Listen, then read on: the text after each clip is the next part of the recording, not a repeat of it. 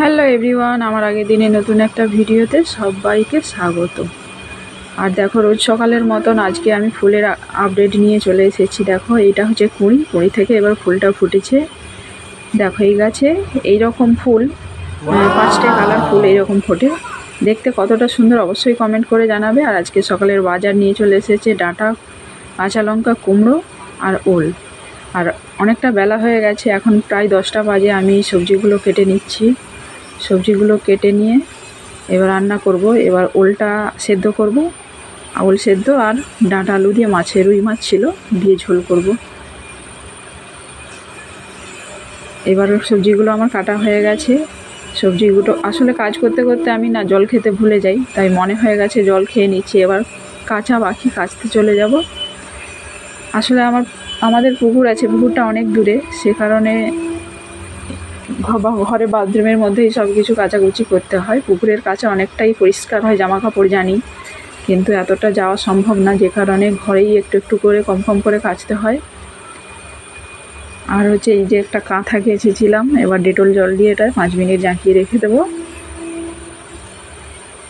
তারপরে আমি চলে এসেছি এখানে রান্না করতে। এখানে দেখো, রুই মাছের মধ্যে নুন আর হলুদ মাখিয়ে নিয়েছি। এখানে ওল কেটে নিয়েছি, ডাঁটা আলু আর ঝোলের মশলা, সব কিছু মশলা এখনও করা হয়নি, কেটে নিয়েছি। এবার কড়াইতে তেল দিয়ে দেব। তেল দিয়ে তেলটা গরম হয়ে গেলে আমি মাছগুলোকে একটা একটা করে ভেজে নেব।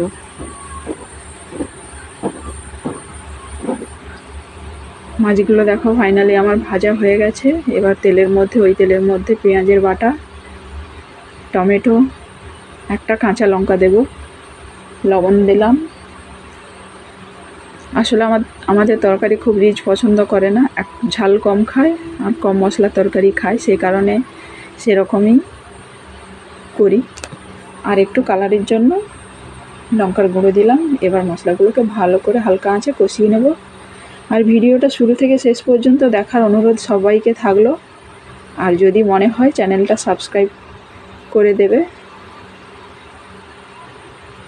আর জিরে বাটা দিয়ে দিলাম, দিয়ে ভালো করে মশলাটাকে কষিয়ে নিয়ে, আর অবশ্যই যারা যারা ভিডিও দেখো তাদের নাম সহ আমাকে কমেন্ট করো, তাহলে আমারও ভালো লাগবে। দেখো, এখানে এবার ধুয়ে রাখা আলু, ডাঁটা দিয়ে দিলাম, দিয়ে ভালো করে এবার কষিয়ে নেব।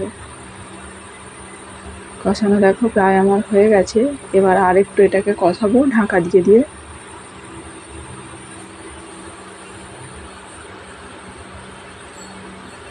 এইভাবে কষাতে থাকতে হবে, আসলে ডাঁটার একটা গন্ধ থাকে।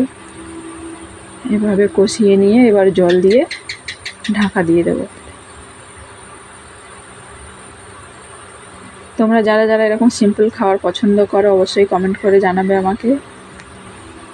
আর পাশে দেখো, আমি ওলটা সেদ্ধ করতে বসিয়ে দিয়েছি। ওল অনেকে ভাতের মধ্যে দেয়, কিন্তু ভাতের মধ্যে দিলে কি বলো তো, ভাতের কালারটা একটু কেমন কালো কালো হয়ে যায়, সে কারণে ওলটা আমি কুকারের মধ্যেই সেদ্ধ করে নিচ্ছি।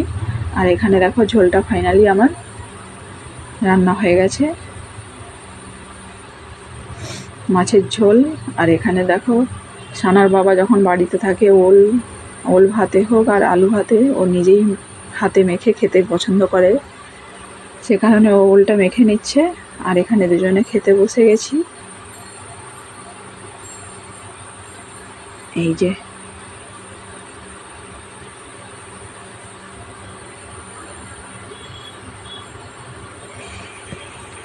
যাই হোক, এই পর্যন্ত। ফিরবো নতুন এক ভিডিও নিয়ে, ততক্ষণে সবাই ভালো থাকবে, সুস্থ থাকবে।